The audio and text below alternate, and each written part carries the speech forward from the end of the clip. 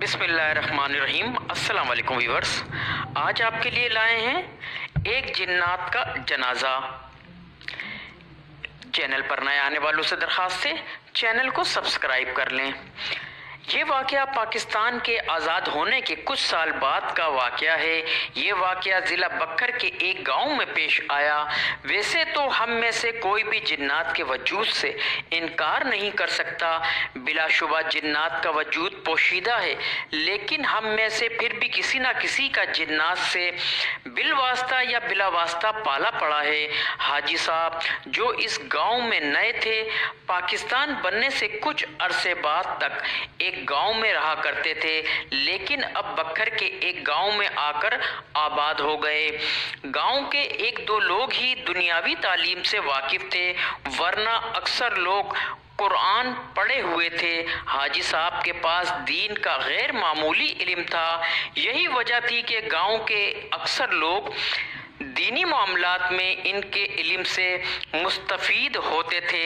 جب بھی ممکن ہوتا تو گاؤں والے حاجی صاحب سے انبیاء کرام کے واقعات اور قصے سنتے تھے، اس لیے گاؤں والے اپنے بچوں کو قرآنی تعلیم کے ساتھ ساتھ دینی اصلاح کے لیے بھی انہیں مسجد بھی بھیجا کرتے۔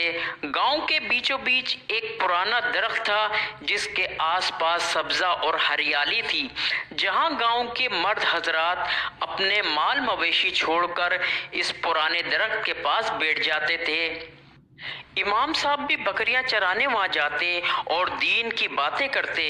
انہیں اپنے علم اور آگاہی کا ذرہ برابر بھی غرور نہیں تھا، اس لیے سب ہی لوگ انہیں جنازہ پڑھانے کے لیے بلا تکلف بلوا لیتے اور وہ چلے بھی جاتے، چاہے اس کے لیے انہیں کسی دور کے گاؤں بھی جانا پڑتا۔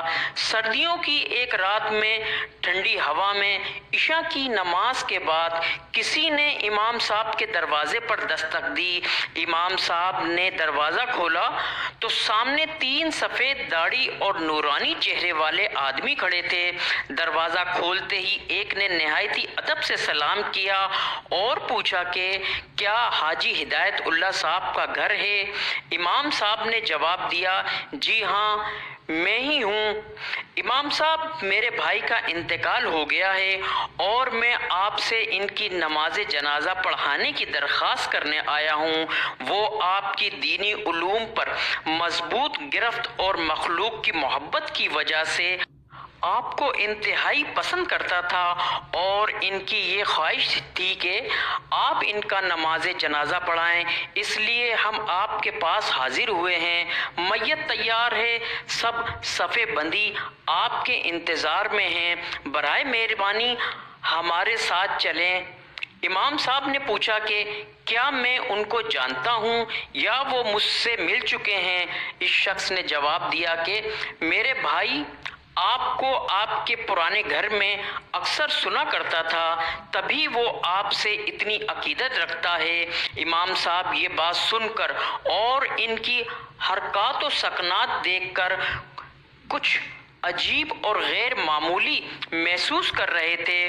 وہ شخص بنا پلک جھپکائے امام صاحب کو دیکھ کر ان سے گفتگو کر رہا تھا اور باقی دو خاموش کھڑے ہو کر انہیں دیکھ رہے تھے۔